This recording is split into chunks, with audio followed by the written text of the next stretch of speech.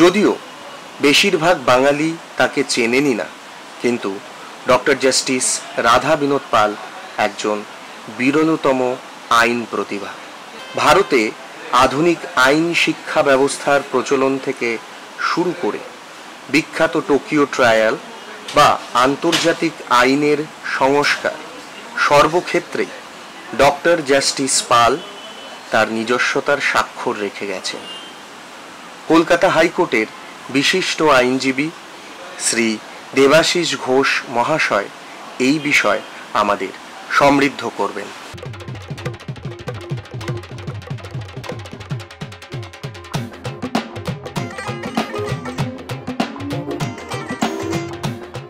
আমার নিজের মনে হয়েছে যে ডক্টর রাধা বিনোদ পালের মতো একজন এরকম অসামান্য একজন আইনজ্ঞ, যাকে কিনা ইংরেজি ভাষায় সব থেকে ভালো বলা উচিত তাকে অ্যাডভোকেট নয়, লয়ার নয়, জাস্টিস নয়, তাকে জুরিস্ট বলা উচিত। জুরিস্ট মানে যারা পুরো আইনের যে প্রিন্সিপালটা আছে, আইনটা যার উপর মানে ভিত্তি করে আইনটা তৈরি হচ্ছে, তার সঠিক জ্ঞান বা সঠিক নলেজ যাদের কাছে আছে তাদেরকেই কিন্তু জুরিস্ট বলা হয়। এবং তারা কিন্তু সাধারণ আমরা যারা আইনজীবী আছি বা আমাদের মতো যারা এরকম আইন ব্যবসার সঙ্গে জড়িত, তাদের থেকে অনেক উঁচুতে তারা। তার একটাই কারণ হচ্ছে তারা কিন্তু আইনের সঙ্গে তারা দর্শন এবং তার সঙ্গে সামাজিক যে অবস্থা মানে যার উপর ভিত্তি করে আইনটা তৈরি হচ্ছে, সেটা সব কিছুই কিন্তু তারা তাদের একটা নিজস্ব পার্সপেক্টিভে তারা দেখে তারা কিন্তু তারা মত দেন এবং তারা সেইভাবে লটাকে ফর্মুলেট করেন, তৈরি করেন। এই ক্ষেত্রে আমি বলতে পারি ডক্টর রাধা বিনোদ পালের যে অবদান আমাদের আইন আমাদের লিগ্যাল ফিল্ডের ওপর, সেই জিনিসটা আমার মনে হয় যে সেটা নিয়ে খুব ভালোভাবে এখানে কোনো সরকারি তরফে বলুন বা সাধারণ অবস্থায় বলুন, রাধা বিনোদ পালের ওপর মনে হয় না খুব একটা ভালো কোনো স্টাডি করা হয়েছে বা তার সম্বন্ধে কোনো বক্তব্য রাখা হয়েছে বা তাকে সেই প্রপার সম্মানটা দেওয়া হয়েছে। এখানে আমি ছোট করে একটা জায়গায় বলি যে ডক্টর পাল উনি ছোটোবেলাতে তখনকার দিনের মানে বাংলাদেশ, যেটা আমরা এখন বাংলাদেশ বলি, তখনকার দিনে পূর্ব বাংলায় তিনি বড় হয়েছেন, মানুষ হয়েছেন। এবং যদি আপনারা সেই তার জীবনী কোনোভাবে পড়েন বা জানেন, তাহলে দেখবেন যে কত সাধারণ অবস্থা থেকে তার উত্থানটা হয়েছিল ওইরকম একটা অসামান্য একটা জায়গায়। এবং তার যে জ্ঞান, আইনের ওপর যে জ্ঞান বা তার অন্যান্য যে তার যে তার যে এক্সপার্টিজ, তার লিগ্যাল ফিল্ডে বলুন, সাধারণ অবস্থাতে বলুন, সেগুলো যদি আমি বাদও দিই, শুধু একজন মানুষ হিসেবে আজকে ডক্টর রাধা বিনোদ পালকে আমি অনেক উঁচুতে রাখবো। কারণ তার জীবনী পড়লে বোঝা যায় যে জীবনের শেষ দিন পর্যন্ত কিন্তু তিনি উনি যে জায়গা থেকে উঠে এসছেন, সেই জায়গাটা থেকে কোনো সময় উনি ভুলে যাননি। এবং যখনই উনি নিজে ঠিক করেছেন, যখনই উনি মনে করেছেন যে আমি এটা কোনো একটা ডিসিশন নিতে গেছেন, কোনো একটা বড় জায়গাতে গিয়ে যখন উনি তার একটা কোনো কাজ বা তার কিছু নিজস্ব মতামত জানাতে গেছেন, তখনই কিন্তু তার সেই পুরনো জিনিসের কথাটা মনে এসছে। এবং সেই কারণে মানুষের প্রতি তার যে একটা বিশ্বাস এবং তার ভালোবাসা, এটা কিন্তু তার সারা জীবনের যে কাজ, সেইখানে সুন্দরভাবে প্রত্যেকটা মুহূর্তে সেটা কিন্তু বোঝা গেছে। এটা যেমন একটা দিক। উল্টো দিকে আমি বলবো যে তার যে অবদান আমাদের আইন সমাজে বলুন বা আমাদের সামাজিক অবস্থাতে বলুন, সেটা একটা অসামান্য একটা জায়গা। আমি তার বিখ্যাত যে কাজ যেটা নিয়ে সারা পৃথিবীতে তার নাম ছড়িয়ে আছে, সেটা হচ্ছে যখন 1946 থেকে 48 ট্রায়াল অফ ওয়ার ক্রিমিনালস যখন আপনার হয় জাপানে, সেই সময় ওনার যে বক্তব্য, একজন ভারতীয় আইনজ্ঞ হিসেবে ওনাকে যে মেম্বার হিসেবে ওনাকে যে তখন সিলেক্ট করা হয়েছিল এবং তিনি যে ভারতকে ওখানে নিজে রিপ্রেজেন্ট করেছিলেন ওই সভায়, সেখানে উনি প্রত্যেকটা মুহূর্তে দেখিয়ে দিয়েছিলেন যে উনি কিন্তু সবার ওপরে মনুষ্যত্বের ওপর উনি বিশ্বাস করতেন। এই মনুষ্যত্বের ওপর বিশ্বাস করার জন্য ওখানের মেজরিটি যার রায় দিয়েছিল তাকে উনি ডিসেন্ট করে ওনার একটা বিরাট বিশদ একটা ওনার একটা নিজের একটা জাজমেন্ট উনি দিয়েছিলেন, যেটা এখনো পর্যন্ত ঐতিহাসিকভাবে সেটার একটা মূল মানে তার একটা রেলেভেন্স আছে, এবং সেই জাজমেন্টের উপর বেস করে এখনও কিন্তু ওয়ার ক্রিমিনালদের, প্রিজনার অফ ওয়ারদের সেইভাবে ট্রিট করা হয় বা তাদের সেইভাবে দেখাশোনা করা হয়। এছাড়া আমি একটা ছোট করে আমি উনি কি সারা জীবন করেছিলেন তার একটা ছোট আমি একটা জাস্ট ফেরিস্তি দিচ্ছি, যেটাতে সুবিধা হবে জানতে যে উনি কিরকম ভার্সেটাইল একজন মানুষ ছিলেন। আমি ক্রোনোলজিক্যালি বছর ধরে বলছি। উনি 1925 সালে টেগোর প্রফেসর অফ লতে উনি লেকচার দেন, the law of primogeniture with special reference to India ancient and modern. 1930 সালে history of Hindu law in the Vedic age and in the post Vedic times down to the institute of Manu, এটার উপর উনি lecture দেন। 1937 সালে হেগে অনুষ্ঠিত কংগ্রেস অফ কম্পারেটিভ লতে second কনফারেন্সে উনি ইন্টারন্যাশনাল একাডেমি অফ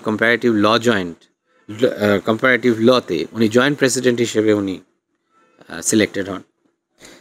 1938 সালে আবার টেগোর প্রফেসর অফ লতে উনি একটা বিখ্যাত ওনার যে বক্তৃতা আছে উনি দিয়েছিলেন, crimes in international relations.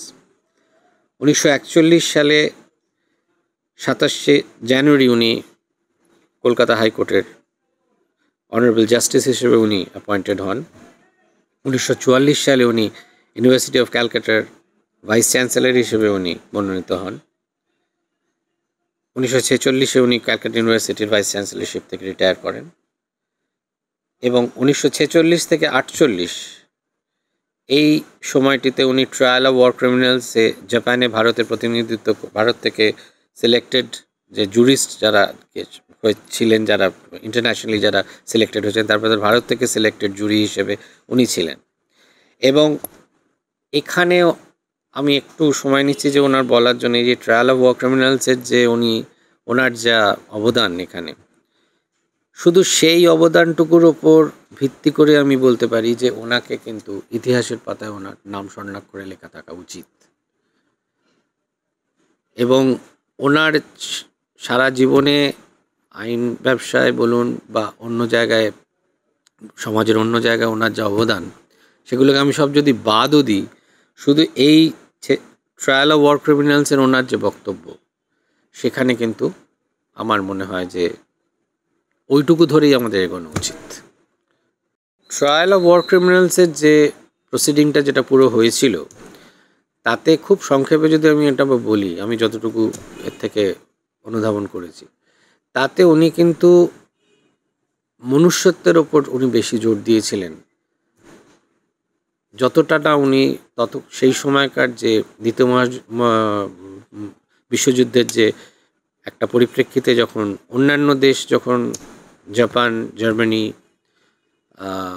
Italy, এদেরকে যখন একটা শত্রুভাবাপন্ন বা তারা একবারে প্রচ্ছন্নভাবে একটা ইভিল হিসেবে আমরা তখন দেখাবার চেষ্টা করছি, উনি সেটা না করে উনি একজন যথার্থ বিচারকের চোখ দিয়ে তাদের কি কি রাইট পাওয়া উচিত, তাদের কি কি সেই মুহূর্তে তাদের রাষ্ট্রগুলোর কাছ থেকে তাদের প্রোটেকশন পাওয়া উচিত, সেইগুলো সব কিন্তু উনি মনুষ্যত্বের বিচারে কিন্তু সেটাকে উনি বিচার করেছিলেন।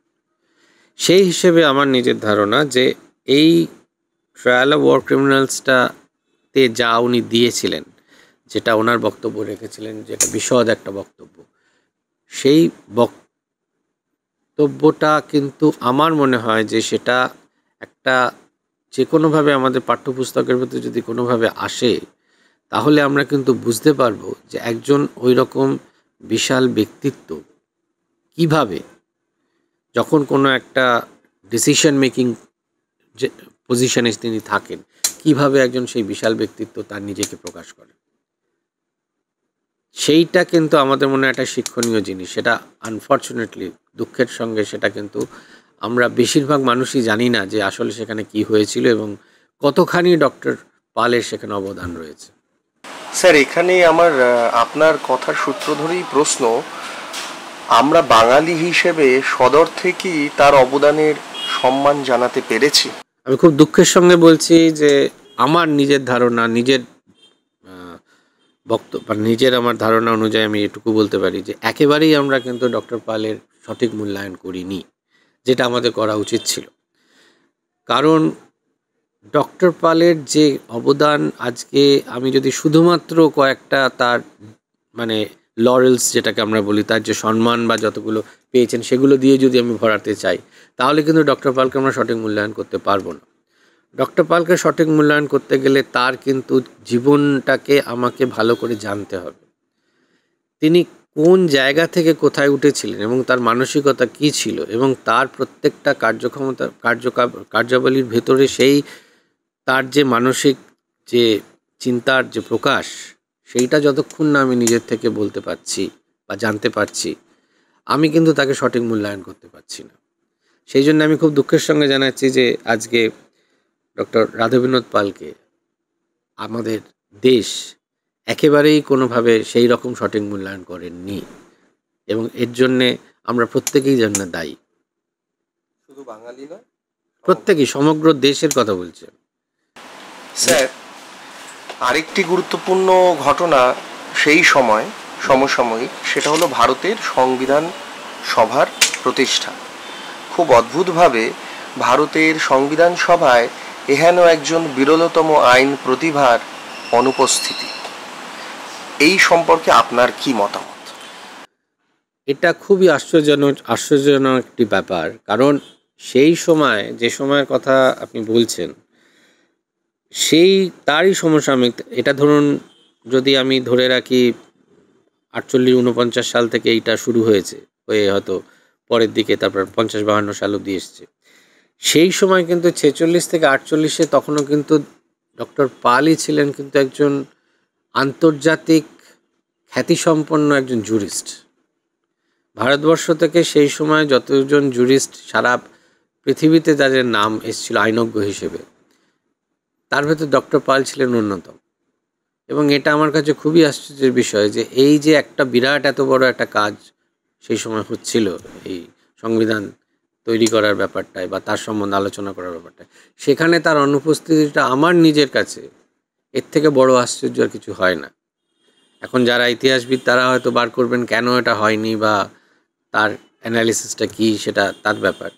কিন্তু আমি বলবো যে এটা যে কোনো কারণেই হোক, যদি এটা যেহেতু এটা হয়নি, এটা একটা বিরাট বড় ভারতবর্ষের পক্ষে একটা ক্ষতি হয়েছে।